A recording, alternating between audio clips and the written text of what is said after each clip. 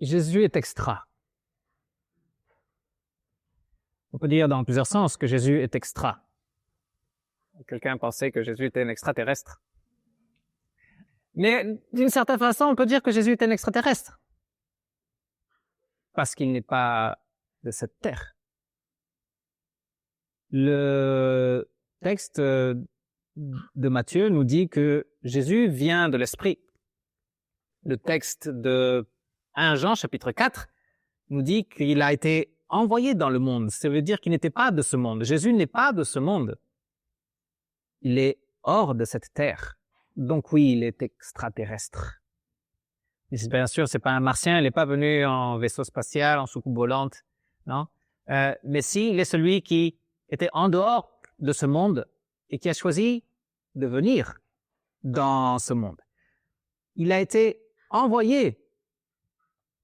Ça veut dire que il existait avant que ce monde existe.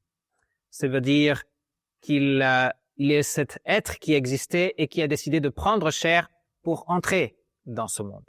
D'ailleurs, Jésus dit à Pilate, « Mon règne n'est pas de ce monde. Il n'est pas de cette terre. J'ai une légion, j'ai une armée d'anges qui pourraient venir me défendre, qui ne sont pas non plus de cette terre, qui ne sont pas de ce monde. » Mais il a choisi de ne pas les appeler, il a choisi qu'ils ne viennent pas à son secours afin de pouvoir accomplir son œuvre.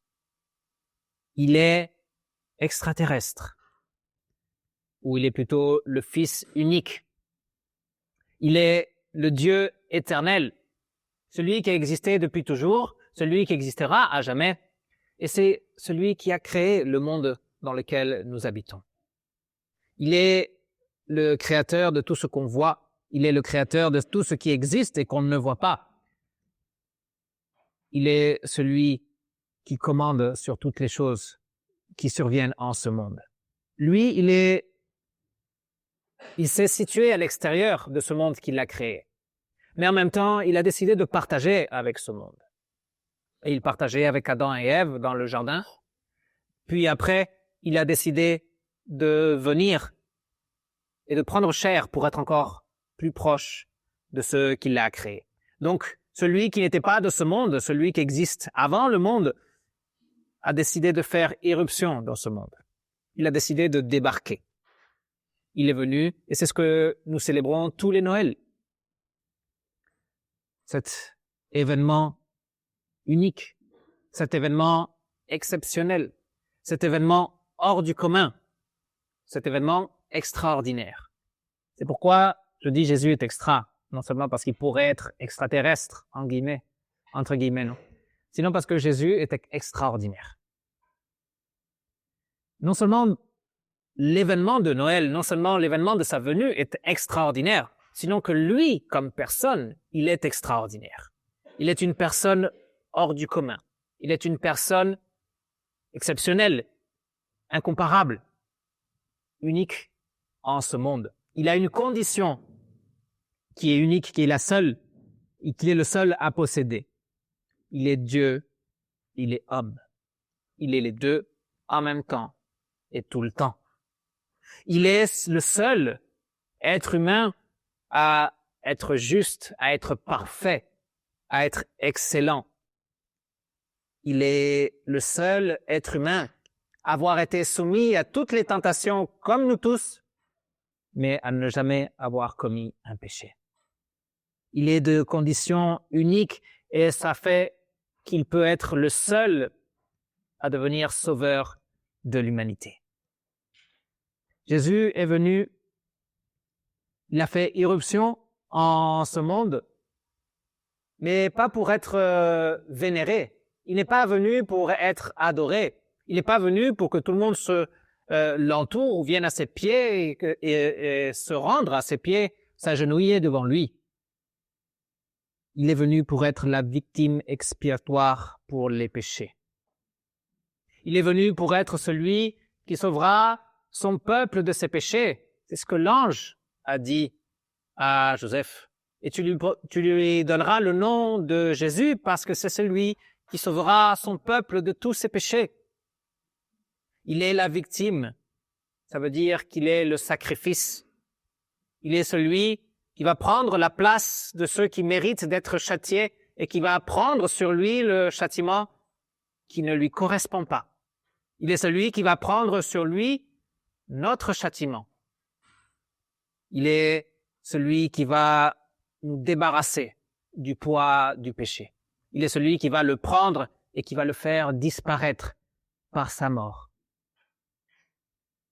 L'apôtre Jean nous disait qu'il est celui en qui nous avons la vie. Il est celui qui donne la vie. Il est celui qui vient nourrir pour donner la vie.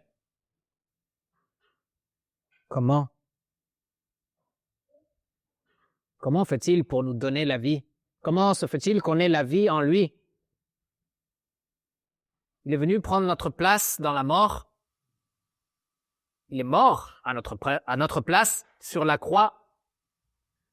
Et en échange, il nous cède sa place dans la vie. Il nous cède sa place quand il nous unit à lui dans le baptême. Dans le baptême, nous sommes unis à sa mort. Et nous mourrons avec le Christ. Nous mourrons à cause de tous nos péchés. Nous mourrons sous le jugement de Dieu. Mais nous ressuscitons aussi parce que nous sommes unis à celui qui est mort et qui est ressuscité. Et dans cette résurrection, nous avons l'assurance que le prix du péché a été payé, que le prix de notre rançon a été payé. Nous avons été unis à celui qui est mort et à celui qui est ressuscité.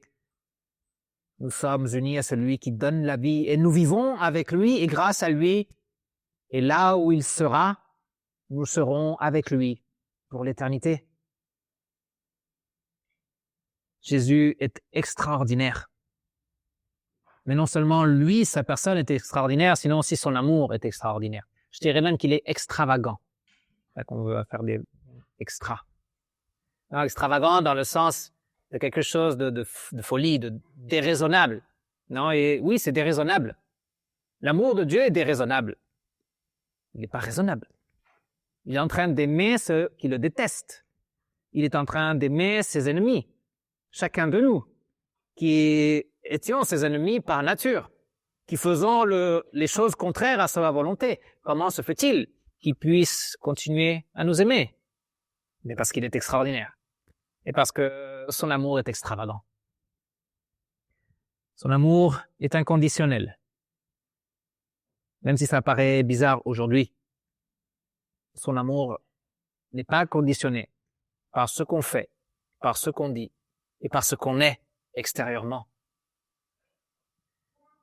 La Bible nous dit d'aimer notre prochain. D'accord. Aimer ce qu'on aime, ou ceux qui nous aiment, pardon, ça va, on peut le faire, c'est pas si difficile, non? C'est les gens qui nous entourent, qu'on côtoie chaque jour.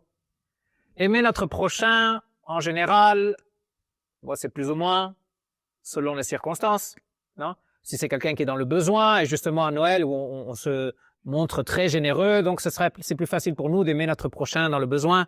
Donc là, plus ou moins.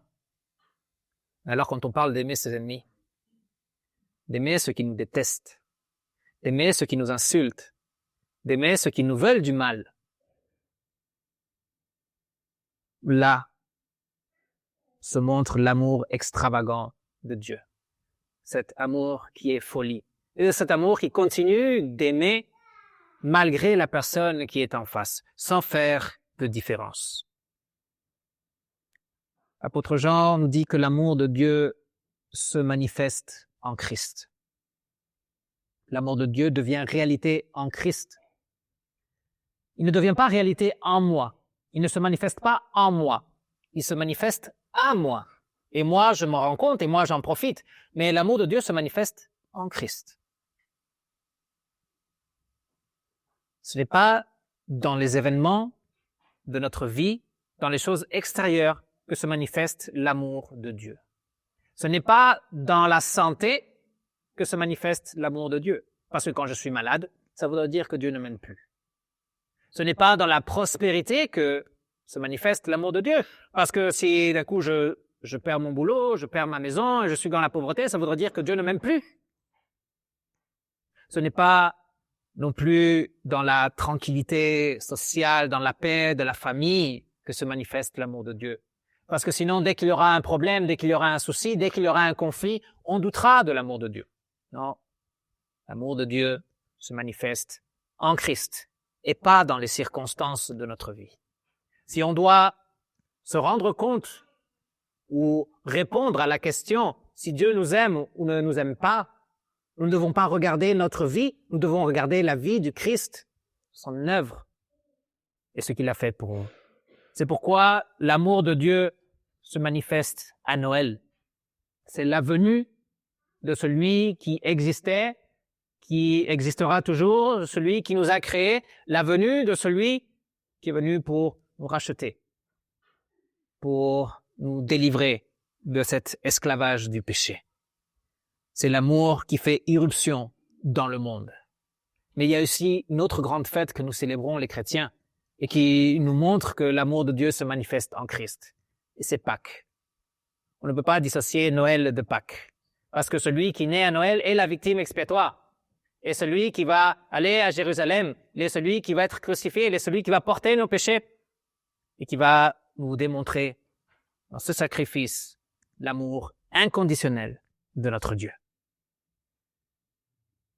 Sa victoire sur la mort, sa résurrection sont des événements extraordinaires qui nous parlent de son amour et de l'assurance que nous pouvons avoir de cet amour. Amour extraordinaire, concret et éternel. L'amour de Dieu se manifeste en Christ. Vous me direz, mais ce sont des événements du passé. Oui, Noël, ça fait très longtemps. Pâques, ça fait très longtemps, mais 30 ans de moins à peu près que Noël. Et aujourd'hui, l'amour de Dieu se manifeste-t-il encore aujourd'hui? Et l'amour de Dieu se manifeste-t-il en quoi? Eh bien, il continue de se manifester en Christ et pas dans les circonstances et les événements de notre vie. L'amour de Dieu se manifeste encore aujourd'hui en Christ, en vous tous qui avez été baptisés en son nom. L'amour de Dieu se manifeste en Christ, à vous qui avez été unis à sa mort et à sa résurrection. L'amour de Dieu en Christ se manifeste à vous qui avez été choisis, qui êtes devenus des enfants de Dieu, qui avez été adoptés par le Père Céleste, qui vous êtes devenus des héritiers. Vous avez place dans cet héritage du Christ. L'éternité vous attend. Vous êtes vivants en Christ. Et vous pouvez vivre cette vie en Christ tous les jours. Peu importe ce qui arrive autour de vous. Jésus est extraordinaire. Et son amour est extraordinaire. Et son amour, nous pouvons en profiter encore aujourd'hui, et pas que pour les fêtes de Noël ou pour la fête de Pâques, sinon tous les jours, quand on se regarde dans le miroir et quand on se lave la face avec de l'eau, on peut se souvenir que nous avons été adoptés, lavés dans les eaux du baptême, que nous appartenons à celui qui est venu pour nous. Jésus est extraordinaire. Il est amour pour nous aujourd'hui. Il est le soutien quotidien dont nous avons besoin. Il nous accorde sa parole. Il nous accorde son esprit. Et par ses vérités, il nous fortifie. Il nous encourage. Il nous rend fermes face aux circonstances, face aux épreuves. Il nous rassure. Il nous affirme qu'il ne nous lâchera pas. Il nous donne cette assurance dans ses promesses. Et il nous dit que par le baptême, ses promesses sont réelles. Il est avec nous. Il ne nous lâchera pas. Il est Emmanuel, Dieu avec nous. Il suffit de lui faire confiance. Et dans les circonstances que nous devons affronter, avoir cette ferme assurance qu'il ne nous lâche pas, qu'il ne nous abandonne pas et qu'il continuera d'être fidèle à ses promesses. Jésus est extra. Il est pour nous un amour constant. Il est notre soutien et il est notre espérance. Espérance éternelle. Il nous a promis le paradis. Un paradis qu'il a gagné pour nous par son œuvre, par sa vie parfaite et par son sacrifice.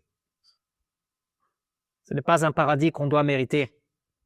C'est un paradis qu'on reçoit quand on croit en Jésus, quand on croit en son œuvre, quand on croit en sa personne, quand on croit qu'il est la victime expiatoire, quand on croit que c'est pour chacun de nous qu'il est mort et qu'il est ressuscité, et que c'est chacun de nous qui vont recevoir les bienfaits de toutes ces promesses.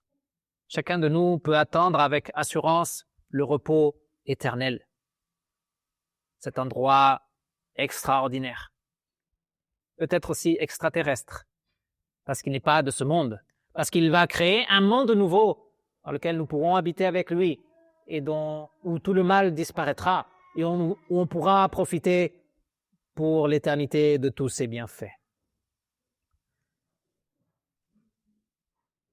Annonçons en ce temps de Noël que Jésus vient, que Jésus est venu et que Jésus reviendra. Annonçons Noël, Dieu qui prend chair, Dieu avec nous, Dieu d'un amour inconditionnel et constant.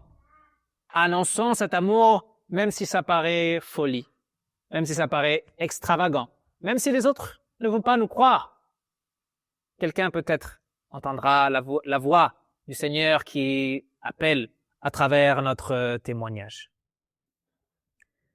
Jésus est venu, il a débarqué, il a fait irruption dans notre histoire pour nous sauver. Jésus est la personne la plus extraordinaire qui ait vécu en ce monde. Et non seulement qu'il a vécu en ce monde, sinon qu'il continue de vivre. Et il continue d'être la personne la plus extraordinaire que nous connaissons. Et il est à la portée de la main. Et il nous invite à aller vers lui. Et il nous promet de nous exaucer dans nos prières. Jésus-Christ a un amour extravagant et déraisonnable envers nous, mais réel. Il nous aime vraiment et il manifeste cet amour encore aujourd'hui, afin que nous puissions, nous, vivre dans sa paix. Que la paix de Dieu, qui surpasse toute intelligence, garde vos cœurs, garde vos pensées, justement, en Jésus-Christ, l'extraterrestre, si vous voulez, mais qu'il garde vos cœurs et vos pensées en celui qui est extraordinaire, en celui qui nous donne de sa vie, qui nous donne une vie certaine, celui qui nous donne une paix profonde pour aujourd'hui, pour demain, la semaine prochaine et pour l'éternité. Amen.